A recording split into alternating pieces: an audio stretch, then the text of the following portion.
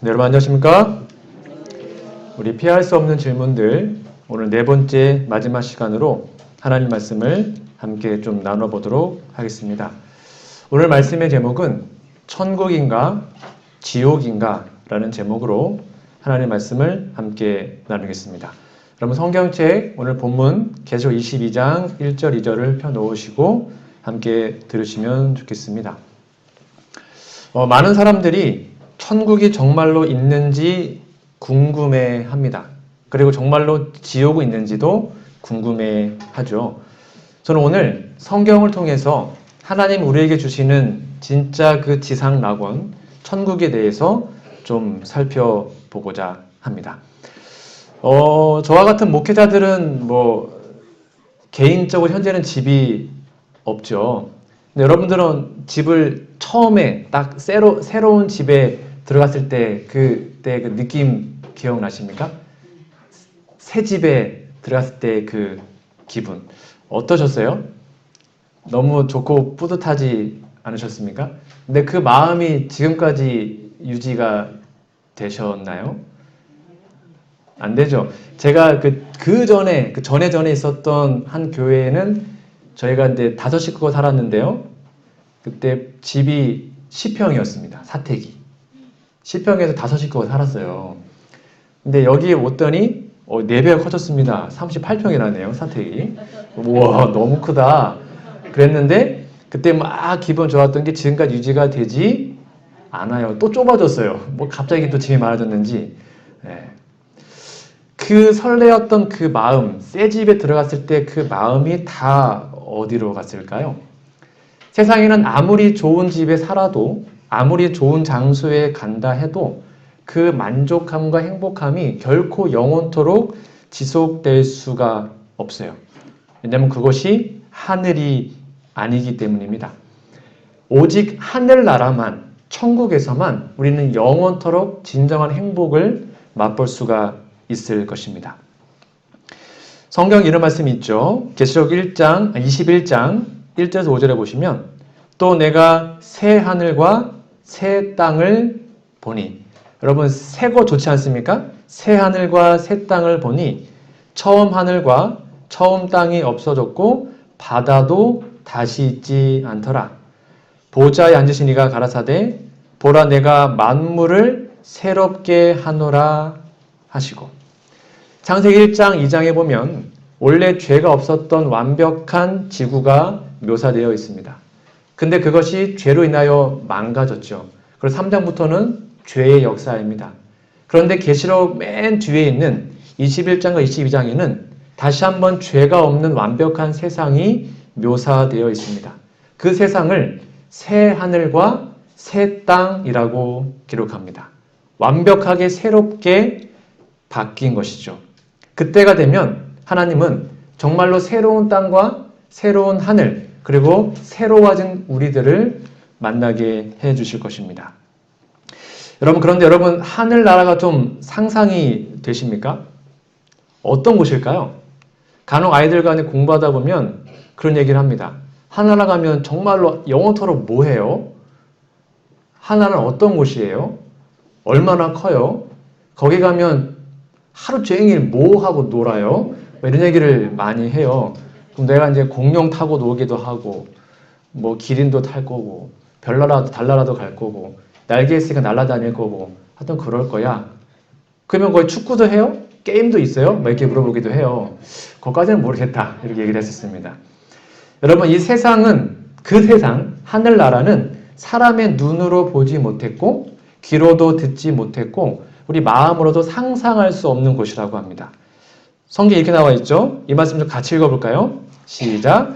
기록된 바 하나님이 자기를 사랑하는 자들을 위하여 예비하신 모든 것은 눈으로 보지 못하고 귀로도 듣지 못하고 사람의 마음으로도 생각지 못하였다함과 같으니라.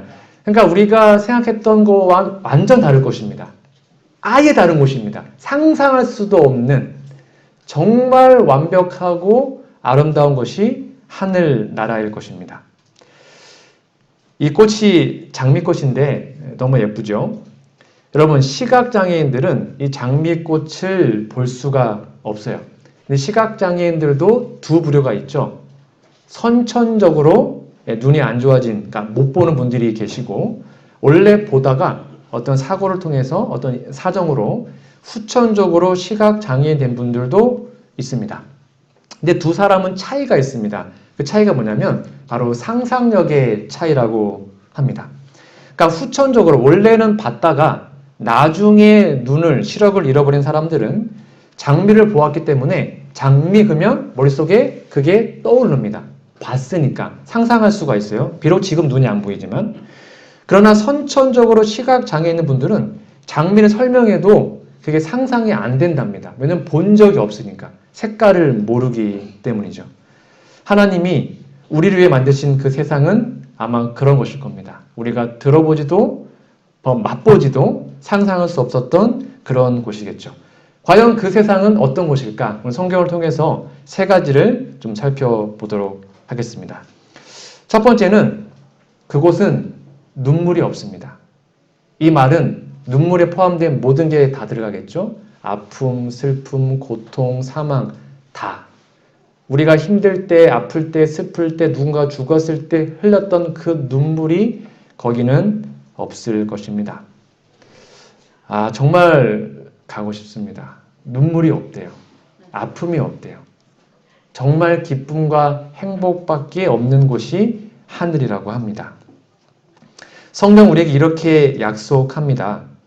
내가 들으니 보좌에서 큰 음성이 나서 가로되 보라 하나님의 장막이 사람들과 함께 있음에 하나님이 저희와 함께 거하시리니 저희는 하나님의 백성이 되고 하나님은 친히 저희와 함께 계셔서 모든 눈물을 그 눈에서 씻기심에 다시 사망이 없고 애통하는 것이나 곡하는 것이나 아픈 것이 다시 있지 아니하리니 처음 것들이 다 지나갔음이러라.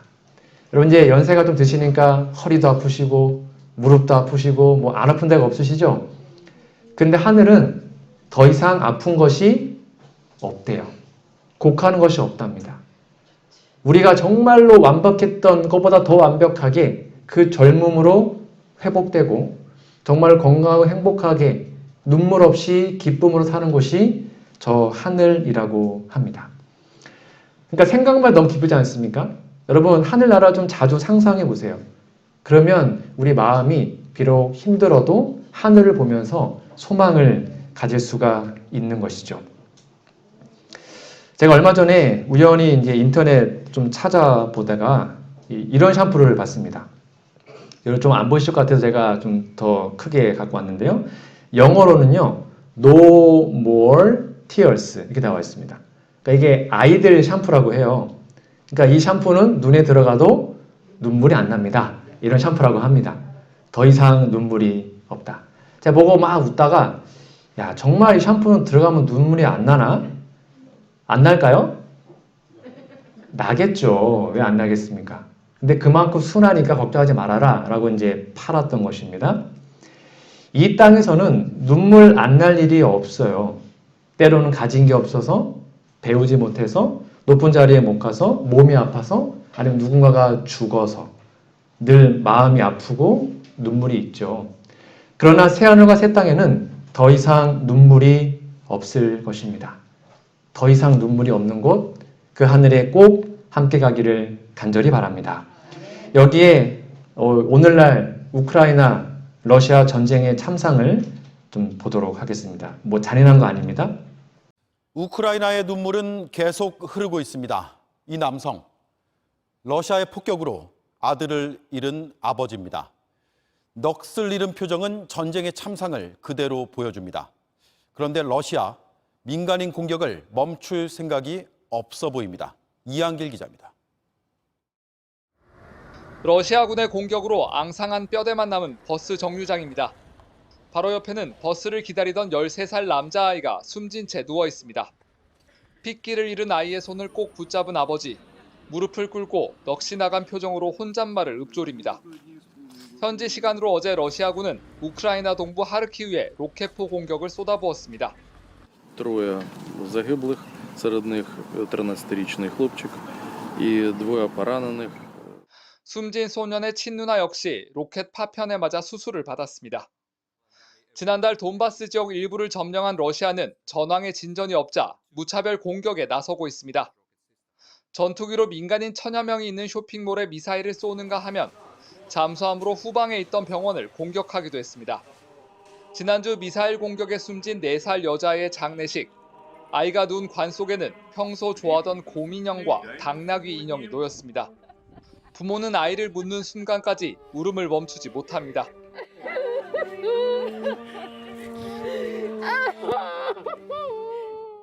전쟁 이후 처음으로 해외를 찾은 올레나 젤렌스카 우크라이나 대통령 영부인은 미국 의회에 지원을 호소했습니다.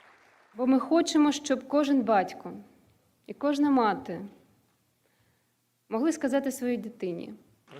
하지만 러시아는 민간인 공격을 부인했습니다. 러시아는 또 우크라이나에 대한 서방의 무기 지원이 늘어날수록 공격은 더 거세질 거라고 으름장을 놨습니다. JTBC 이한길입니다.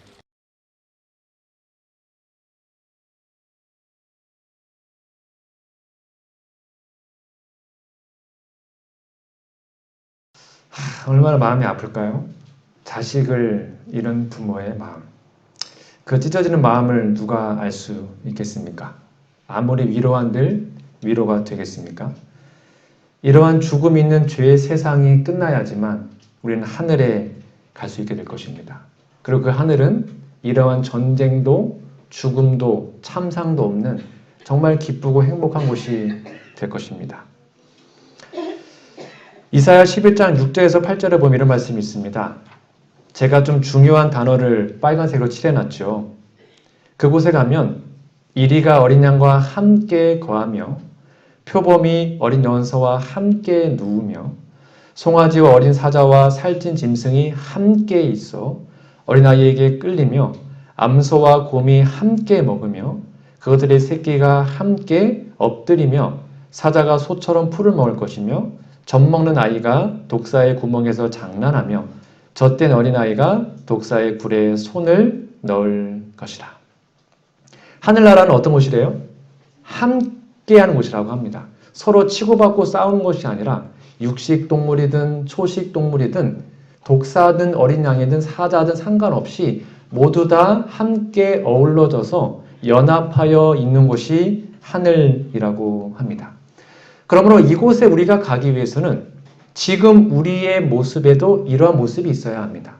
교회에 왔는데 누가 좀 너무 마음에 안 들고 기분 나쁘고 열받습니다. 그러면 그 열받는 사람은 하늘에 못 가는 것입니다. 함께하기 싫은 것이죠. 하나님은 그 사람을 제외시킵니다.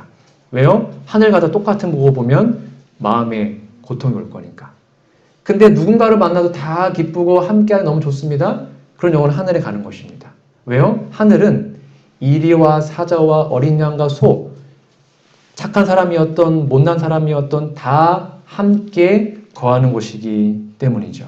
더 이상 육식동물과 초식동물 사이에 먹고 먹히는 일이 없는 것입니다. 얼마 전에 용인에 있는 한 초등학교에서 가을 운동회가 있었다고 합니다. 옆에 제가 빨간색으로 좀 칠해놓은 이 아이를 보시면 이 아이가 6학년이었대요. 6년 동안 늘 운동회를 했는데 몸이 좀 아팠어요. 딱 봐도 아파 보이죠. 그래서 달리기를 한 번도 1등을 해본 적이 없습니다. 이 친구는 연골 무형성증이라는 병을 가지고 있는 지체장애 6급의 아이였습니다. 드디어 5명의 6학년 아이들이 100m 딱 출발선에 섰습니다. 선생님이 총을 빵 쐈는데 4명이 막 뛰어가다가 갑자기 멈췄어요. 그리고는 거꾸로 돌아온 것입니다. 그리고는 이 아이의 손을 잡고 같이 갔어요. 그러니까 5명이 동시에 손을 잡고 들어왔으니까 1등이 몇 명이에요? 5명 다 1등을 한 거예요. 이 아이가 6년 동안 처음으로 1등을 처음 해본 것입니다. 막 울어요. 그때 1등 그 도장을 받은 이 아이, 그리고 그 아이의 부모님이 너무나 감사하고 너무나 기쁜 눈물을 흘렸다는 제가 한 언론을 보게 됐습니다. 이런 곳이 하늘입니다. 더 이상 눈물이 없고 서로 사랑하고 행복하게 함께 거하는 곳. 그 하늘에 우리 모두가 정말로 꼭 함께 가시기를 간절히 바랍니다. 두 번째입니다. 하늘은 진짜를 경험하게 되는 곳입니다. 새 하늘과 새 땅에서 우리는 진짜를 경험하게 될 것입니다.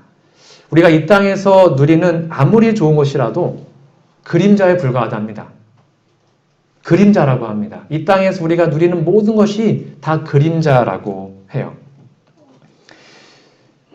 여기 보시면 계시록 22장 2절에 보면 강 좌우에 생명나무가 있어 12가지 실과를 맺히되 달마다 그 실과를 맺힌다라고 얘기합니다. 여러분 어떤 과일을 좀 좋아하십니까? 이곳에 우리가 먹었던 모든 과일들 아무리 맛있는 것도 오염된 토양에 자라고 유전자가 다 변형된 과일이었겠죠. 물론 그 과일도 정말 맛있는 게 너무 많이 있습니다. 진짜 맛있습니다. 저희 가족의 소원은 뭐냐면 열대 나라에 한번 놀러 가가지고 망고를 좀 원없이 먹어보는 거. 망고를 배 터지게 먹는 거. 한번 해보고 싶거든요. 맨날 망고 사면 한국은 비싸가지고 개인당 하나, 한 반쪽 이렇게 먹으면 못 먹잖아요. 근데 망고 이만큼 사가지고 한번 망고를 배 터지게 먹는 게 한번 소원인데. 여하튼 그러한 달콤한 맛도 원래의 과일 맛에 비하면 그림자라고 해요. 그러니까 하늘에 가서 먹는 과일은 우리가 먹었던 과일보다 뭐 상상할 수 없을 만큼 어마어마한 과일이라고 합니다. 그게 바로 생명과. 이 생명과는 12가지 실과를 맺히고요. 달마다 맺힌답니다. 매 달마다 새로운 과일을 우리는 먹게 될 것입니다. 얼마나 좋을까요? 여러분 혹시 새하늘과 새 땅에서 진짜 색깔, 진짜 아름다움이 무엇인지도 우리는 보게 된다고 기록되어 있습니다. 저는 신혼여행을 사이판으로 갔었는데요. 제가 이제 눈이 좀 안 좋다 보니까 그때는 이제 렌즈를 끼고 스노클링을 태어나서 처음으로 하게 됐습니다. 저는 원래 수영을 별로 안 좋아합니다. 물을 별로 안 좋아해요. 그냥 이렇게 앉아있는 걸 좋아합니다. 근데 그날 가서 이제 스노클링 했는데 렌즈 끼고 물안경 끼고 와, 이 열대 그 바닷속이 얼마나 예쁜지요. 제가 하루 종일 나오진 않았습니다. 하루 종일 시체처럼 떠다니면서 네, 빵 가지고 간 거, 예, 물고기 주면 물고기가 받아먹고 너무 재밌는 거예요. 거기서 집사람이 나오라 할 때까지 계속 신혼여행 때 물속에서 이런 아름다운 산호초 그리고 물고기를 봤던 기억이 있습니다. 이 땅의 아름다운 색깔들은 빨주, 노초, 파남보 7가지 색깔들이 있다고 하죠. 그러면 새하늘과 새 땅은 과연 얼마나 더 다양한 색깔들이 있을까요? 얼마나 다양한 아름다움으로 채워져 있을까요? 그곳에 우리가 꼭 가서 여러분의 두 눈으로 그것을 꼭 목격하시고 보게 되기를 간절히 바랍니다. 이런 말씀이 있습니다. 대쟁투 676페이지입니다. 하나님의 성에는 밤이 없다. 아무도 휴식을 필요로 하거나 원하지 않을 것이다. 거기서는 하나님의 뜻을 행하고 그분의 이름을 찬양하는 데 피곤을 느끼지 않을 것이다. 우리 노란 글씨 좀 같이 읽어볼까요? 시작. 우리는 신선하고 유쾌한 아침의 기분을 언제나 느낄 것이다. 야, 영원토록 밤이 없는데 그 기분이 막 피곤에 쩌든 기분이 아니라 상쾌하고 유쾌한 그 기분이 얼마큼이요? 영원토록. 야, 이게 상상이 되십니까? 영원토록 그 상쾌하고 기쁘고 활력 넘치는 그 모습으로 하나님을 찬양하고 여러 가지 일들을 하면서 하늘에서 사는 것이죠. 피곤하지 않을 것입니다. 늘 상쾌하고 기쁠 것입니다. 상상만 해도 너무나 행복한 것이죠. 이분이 누군지 아십니까? 이시영 박사님이신데요. 지금 현재 나이가 96세인가 7세 되셨다고 해요. 지금도 왕성하게 두 발로 걸어 다니시면서 강연하시는 분이십니다. 되게 젊어 보이시죠? 90대가 넘으신 분이에요. 이분이 소위 말하는 우리나라의 화병 있잖아요. 화병. 그 화병을 최초로 정식 의학 용어로 전 세계에 등재시킨 박사님이십니다. 이분이 말하는 삶에 좀 잘 사는 방법이 첫 번째는 심플이라고 합니다. 좀 단순하게 살아라. 본인이 거의 한 100년 살아보니까 결국 다 많아봤자 의미 없다. 단순하게 살면 정말 좋다. 음식도 단순하게 먹고 집도 단순하게 옷도 단순하게 입고 얘가 좀 새겨둘만 합니다. 우리보다 연륜 있는 분이니까요. 또 두 번째가 뭐냐면 작게 살라는 것입니다. 스몰. 너무 크면 힘들다. 작게 줄여서 살아라. 그리고 세 번째가 슬로우라고 합니다. 천천히. 너무 급히 살지 말아라. 여유 있게 천천히 살아라. 우리가 할 수만 있다면 단순하고 작고 소박하게, 그리고 남들보다 뭐 어때요? 지면 남들 빨리 가라 그러세요. 그냥 천천히 산다면 우리는 하늘나라를 소망을 두는 백성으로 이 땅에서도 아프지 않고 행복하게 살 수 있겠죠. 그러한 아름다운 모습이 저와 우리의 모습이 되기를 간절히 바랍니다. 마지막 세 번째입니다. 하늘은 우리가 예수님을 직접 만나게 되는 것입니다. 우리가 하늘에 가는 목적은 명확합니다. 거기 죽음이 없고 아픔이 없고 뭐 그런 것도 물론 좋은 것이지만 거기에 누가 계시기 때문이에요? 거기에 바로 하나님 그리고 우리의 예수님이 계시기 때문입니다. 만약에 하늘에 하나님이 안 계시다면, 하늘에 예수님이 안 계시다면 그것은 하늘이 될 수가 없어요. 그 외에는 부가적인 것입니다. 우리는 예수님을 직접 만나게 될 것입니다. 새 예루살렘 성 안에는요, 12문이 진주로 되어 있다고 합니다. 거기는 아스팔트가 다 금이랍니다. 그러니까 그런 것도 중요하지 않아요. 왜냐하면 정말 중요한 예수님이 그곳에 계시기 때문이죠. 계시록 22장 3절 4절 말씀을 좀 같이 읽어볼까요? 다시 저주가 없으며 시작. 다시 저주가 없으며 하나님과 그 어린 양의 보좌가 그 가운데 있으리니 그의 종들이 그를 섬기며 그의 얼굴을 볼 터이요. 여러분들 예수님을 만나면 가장 이렇게 물어보고 싶은 게 뭐세요? 뭐 좀 물어보고 싶으세요? 왜 그때 제 기도 안 들으셨습니까? 저 그때 고생했는데. 왜 그때 저 뭐 그런 거 따지시겠습니까? 아니면 뭐 어떤 걸 좀 예수님께 물어보고 싶으셔요? 많이 있으시죠? 여기 스가랴 13장 6절에 보면 혹이 그에게 묻기를 내 두 팔 사이의 상처는 어찌 미냐 하면 대답하기를 이는 나의 친구의 집에서 받은 상처라 하리라. 우리 예수님을 만나잖아요. 그러면 죄는 다 사라졌지만 유일한 죄의 흔적이 남아있다고 합니다. 이거는 영원토록 남아있다고 해요. 그게 예수님의 손에 있는 못자국, 발에 있는 못자국, 그런 것들은 영원토록 있다고 해요. 우리가 가장 예수님께 무엇을 물어볼까요? 예수님 얼마나 힘드셨어요? 얼마나 저희 때문에 아프셨어요? 정말 감사해요. 그것을 우리는 하늘에 가서 가장 먼저 물어보게 될 것입니다. 그 못 박힌 손을 보고 우리 위해 희생하신 그분의 사랑을 우리 다시 한번 감사하는 마음으로 그분께 올려드리겠죠. 여러분, 이렇게 나와 있습니다. 장차의 생애에는 이 땅에서 우리를 괴롭게 하고 실망했던 신비들이 밝혀질 것이다. 그때 왜 하나님이 내 기도에 응답 안 했는지 그때 알게 될 것입니다. 하나님이 섭리하다는 것을요. 우리는 응답을 받지 못했던 것을 보였던 우리의 기도와 좌절당했던 희망이 그때 가보니까 우리에게 가장 큰 축복이었다는 것을 알게 될 것이다. 이게 하나님의 복인 것입니다. 우리는 유한한 인간이기 때문에 때로는 정말로 이렇게 되면 좋겠는데 내 뜻대로 안 될 때가 있죠. 내 기도가 응답 안 될 때가 있습니다. 그럼 하나님께 삐져가지고 하나님께 원망하고 그럴 때도 종종 있었습니다. 제가 아는 한 장로님이 계시는데요. 이분이 시집 간 딸이 젊은 나이에 좀 암에 걸렸습니다. 그래서 장로님의 딸들이 참 우애가 좋아가지고 다 우리 교인입니다. 이 막내 따님이 자신의 언니, 암에 걸린 언니를 위해서 열심히 기도했어요. 제발 암 고쳐주세요. 근데 불행하게도 암이 다시 재발해서 젊은 나이에 죽게 됐습니다. 그러다 이 막내 딸이 어떻게 했는지 아십니까?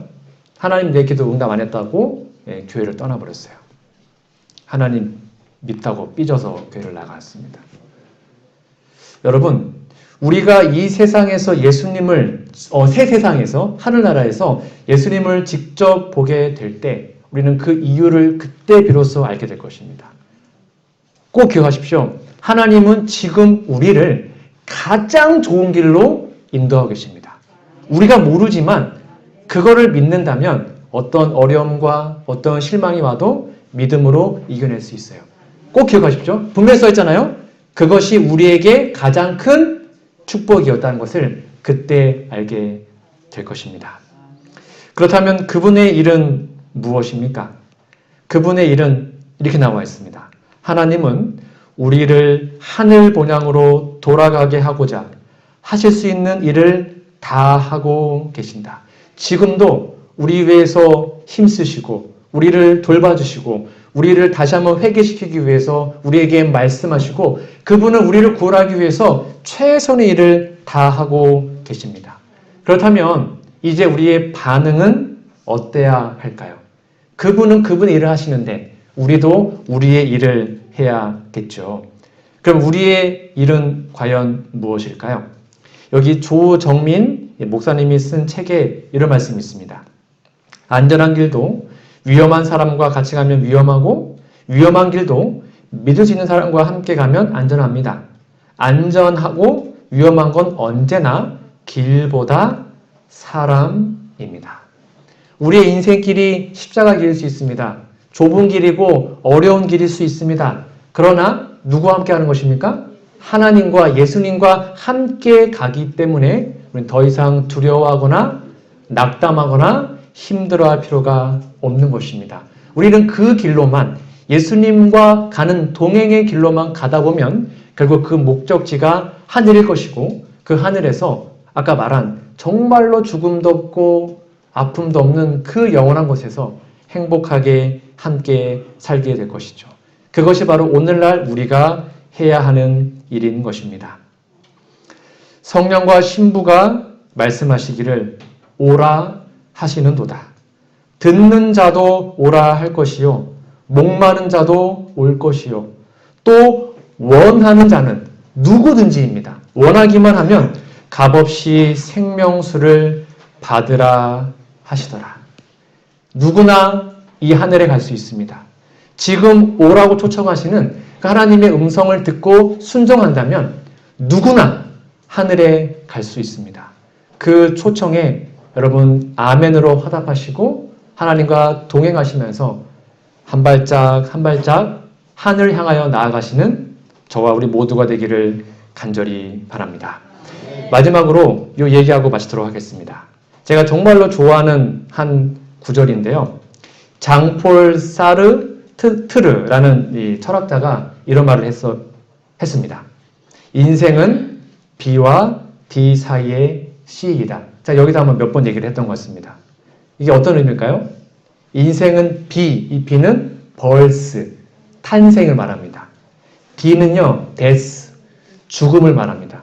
그러니까 인생은 탄생부터 죽음까지 중간에 C래요. C는 뭘까요? choice, 선택이라고 합니다. 우리는 하루에도 수도 없이 선택을 하며 살아갑니다. 아침에 뭐 먹지? 무슨 옷을 입지? 오늘은 뭐 하지? 하고 생각하고 거기에 선택을 합니다. 그런데 예수님은 우리에게 뭘 선택하라고 말씀하시는 거예요? 예수님을 선택해라. 예수님을 선택하라. 그러면 영원한 생명을 너희에게 주겠다라고 말씀하십니다. 다시 한번 날마다 생활하시면서 하나님의 아들 예수님의 십자가 그분의 고귀한 구원을 받아들이기로 선택하시고 결국 우리의 선택으로 저 하늘까지 꼭 함께 가기를 간절히 바라며 오늘 말씀을 마치도록 하겠습니다.